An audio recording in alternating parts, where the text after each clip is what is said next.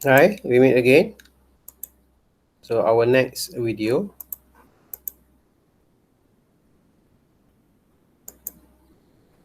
Okay. Subtopics 2.1 OSI and TCP IP protocols and standards. Open source interconnection, transmission control protocol or internet protocol and standards.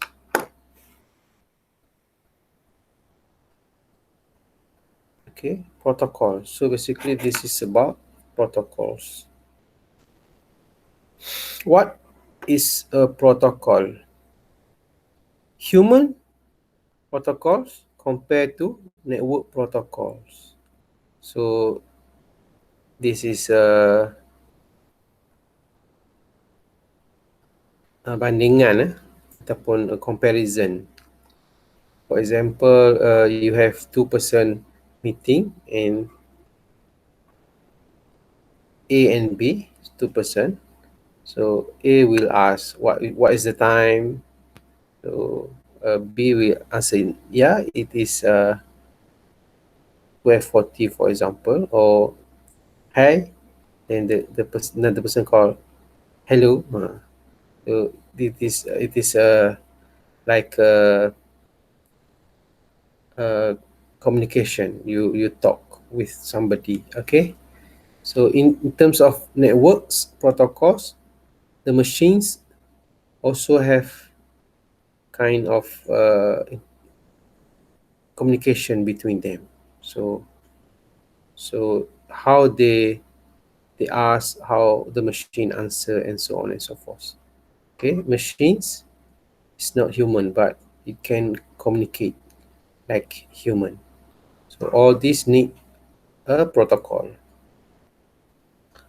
Okay.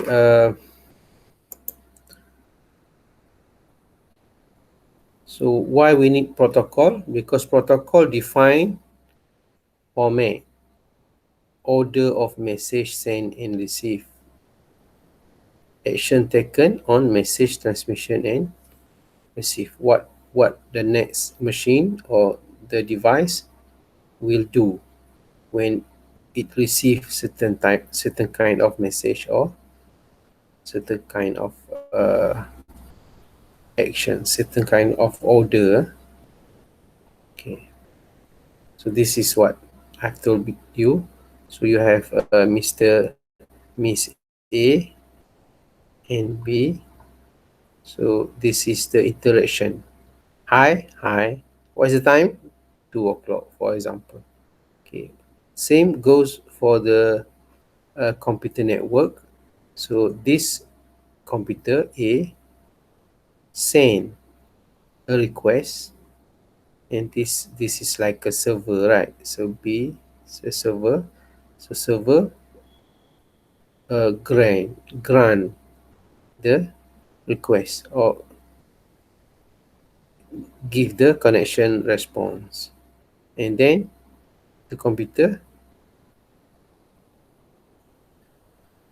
send certain information, and then this server will send a file, for example. So this is basically um, combat comparison lah. Apa ni, what are the protocols? Okay. So protocol layers, networks are complex with many pieces. Computer network are complex. It has many pieces. Okay. Could be host, routers, link of various media, various applications, protocols, hardware, software, and so on and so forth. Okay. See, this is the example for organization of air travel. From the begin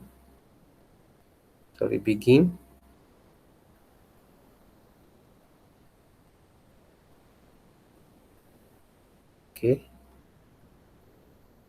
begin here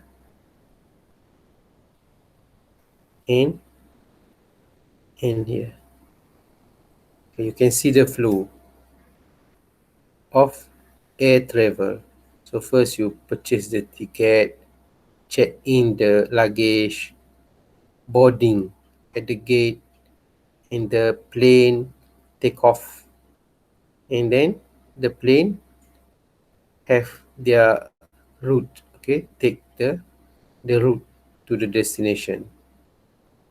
Okay, then when arrived, the plane landing, and then the gate, they call it arrive lah. Okay, unload, and then the passenger will claim the baggage and out. If you have problem, you will do the complaint at the counter. So that's it, from the beginning to the end. So that is the flow or the organization of air travel. Okay, so you have various step by step procedure.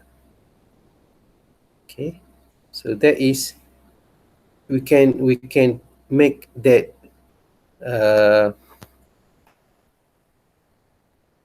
this step by step into some layers. They call it layers. Okay, so the first layer is ticket, the second layer is luggage or baggage, the third layer is gates, the fourth layer is runaway, and the fifth layer is a plane routing. Okay, so each layer implements a service, one service. Each layer represent one one kind of service. So via its own internal layer actions, relying on services provided by layer before or below. Okay, so each layer will rely or depend on the layer before or below the each of the layers. Okay, so why layer? Dealing with complex system, explicit structure allows identification relationship of complex system into pieces. Okay, layered reference model for discussion. Modularization is maintenance, updating of system, change of implementation of layer service, transparent to the rest of the system. Change in gate procedure doesn't affect rest of the system. Okay, so that is about layer. So now we come into OSI model, open system interconnection. The OSI isn't a physical model. Rather, it is a set of guidelines that application developer can use to create and implement applications that run on a network. It also provides a framework for creating and implementing networking devices, and internetworking schemes. So that is the advantage of OSI model. So for OSI model, we have few layers. Okay, so this is called upper layers. The upper layers. So first we have application, presentation, session, transport, network, data, and physical. Provides the application layer provides user interface. Presentation layer present data and handles processing such as encryption. The session layer keeps different applications data separate, and the rest has its own function. Okay, next we have lower layer, the lower layers of OSI. The transport network data link physical. So in lower layer of OSI, the transport layer provides reliable or unreliable delivery, perform error correction before retransmit. The network layer provides logical addressing, which routers use for path determination.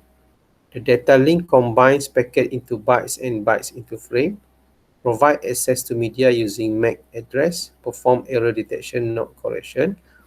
And lastly, the physical layer move bit between devices, specifies voltage, wire speed, and also pin out of cables. That that are the OSI lower layers. Okay. Now we have the layer function. We have application, presentation, session, transport network, data link, and physical. So these are the function of each layer.